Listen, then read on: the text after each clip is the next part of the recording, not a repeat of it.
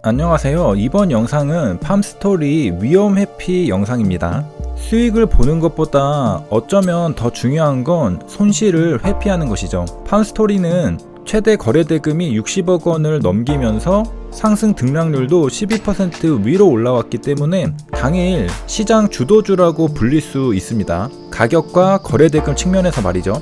하지만 한 가지 찝찝한 것이 있었는데 바로 이때까지 뉴스 기사가 없었다는 사실입니다. 물론 어떤 테마로 상승하고 있는지는 굳이 뉴스 기사가 없어도 대부분 투자자들은 알고 있었을 겁니다. 이 당시 시장 분위기는 곡물 사료주들이 굉장히 급등하고 있는 시기였죠. 그래서 팜스토리도 역시 동참해서 거래량도 터지고 가격도 오르고 있었습니다. 하지만 매매 조건은 조건이기 때문에 HTS에서 뉴스 기사가 없었다면 매매를 하기에는 조금 꺼림칙한 부분이 있긴 합니다. 하지만 이렇게 가격이 상승하고 거래 대금이 터지고 있었기 때문에 매매를 하려고 지켜보고 있었습니다. 기회가 오면 눌림에서 매수를 하려고 했죠. 시장은 항상 유연하기 때문에 어떤 조건이 다 만족되지 않더라도 수익 기회를 주는 경우가 있습니다. 하지만 되돌아서 보니까 역시 조건은 전부 다 갖춰지는 게 안전한 매매를 하는 왕도인 것 같습니다. 결국 결론적으로 이야기를 해보자면 팜스토리는 3,700원대에서 눌림을 받으려는 호가창이 있었습니다. 하지만 죽는 자리였죠.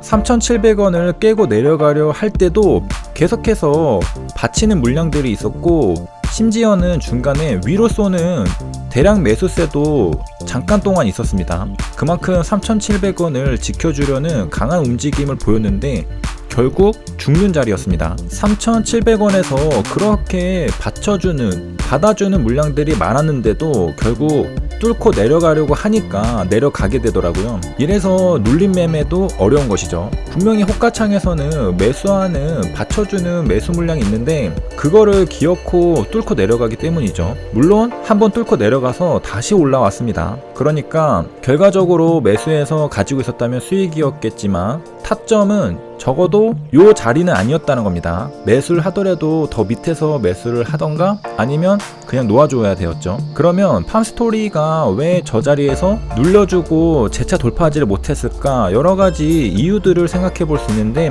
일단 제 기준으로는 첫 번째 뉴스 기사가 없었다는 것이 하나의 요건이 아니었을까 생각을 해보고요. 두 번째 차트에서 그 이유를 한번 찾아보면 팜스토리는 사실 눌림 자리라고 제대로 말할 수 있는 것은 9시 30분대입니다. 그 이후에 한번 눌림 돌파가 나오면서 두 번 파동을 그리고 상승했죠. 이렇게 이미 상승한 종목은 사실 따라붙어서 좋을 게 없습니다. 그러니까 매수하려고 했다면 앞선 조정 횡보 수렴에서 매수했어야 하죠.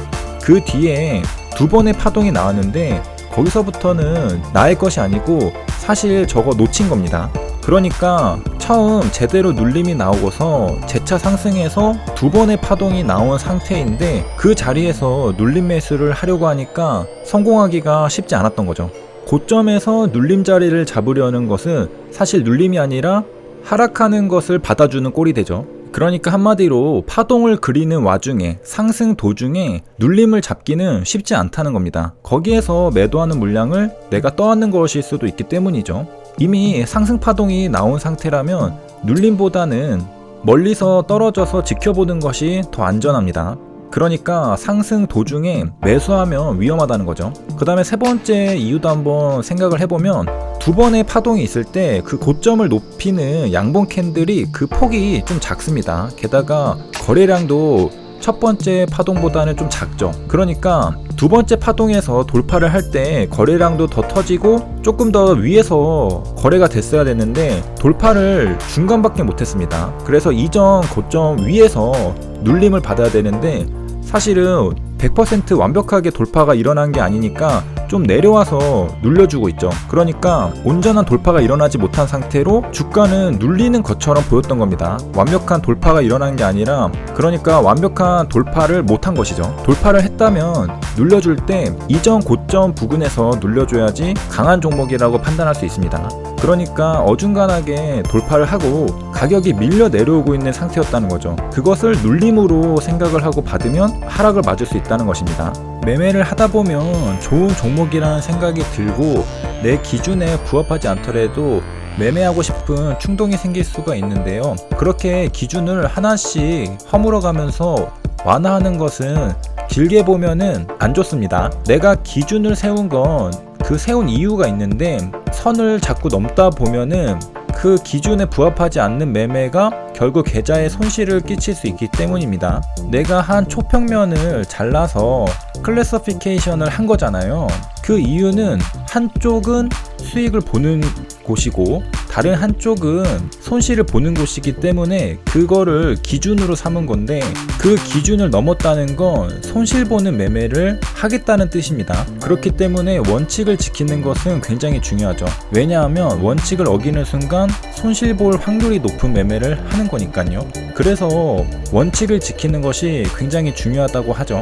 그리고 원칙을 지키기 전에 더 중요한 건 올바른 원칙을 세우는 것입니다. 실제로 통계적으로 유의미한 기준을 가지고 경계를 나눠야지, 그 경계가 아무런 통계적 근거도 없다면 사실 원칙이라고 지키기는 쉽지 않죠. 처음 나눌 때부터 올바르게 나눠야 됩니다. 그래서 원칙을 지켰을 때는 확률적으로 수익이 나야 하고, 원칙을 안 지켰을 때는 확률적으로 손실이 나야 하고, 이렇게 명확하게 구분이 되어야 하죠. 두 번째 살펴볼 종목은 현대 에버다임 이등주 매매입니다. 이것도 역시 위험을 회피한 건데요. 대장주 데모를 보면서 이등주 현대 에버다임을 매매하려고 지켜보고 있었는데 갑자기 캔들이 바뀌면서 현대 에버다임이 먼저 치고 나가더라고요. 이등주 매매는 대장주가 상한가를 치는 거를 보면서 같이 매수를 하는 건데 2등주가 먼저 치고 나갔습니다. 그래서 저는 왜 2등주 너가 먼저 치고 나가냐고 하면서 안 들어갔습니다. 뭔가 꺼림칙했죠. 순서를 지켜야 되는데 순서를 지키지 않고 먼저 치고 나갔습니다. 뒤늦게 대장주 데모가 상한가로 가려고 했는데 역시 힘이 모자라서 밀렸죠. 그 결과 현대 에버다임과 데모 모두 다 음봉이 떴습니다. 그러니까 2등주 매매를 할 때 어떤 현상이 꺼림칙하다, 찝찝하다 싶으면은 패스해줘야 됩니다. 왜냐? 종목은 많으니까요. 굳이 이 종목 저 종목 다 들어갈 필요는 없습니다. 그리고 현대 에버다임은 거래대금을 보면 크게 터지고 있는 상태는 아니었죠. 그러니까 조금이라도 물량을 가지고 있는 사람이 훅 던지기만 하면 금방 밀려버릴 수도 있는 그런 거래량이었습니다. 이렇게 해서 첫 번째는 주도주 눌림 매매 위험 회피 영상, 두 번째는 이등주 매매 위험 회피 영상을 살펴보았습니다.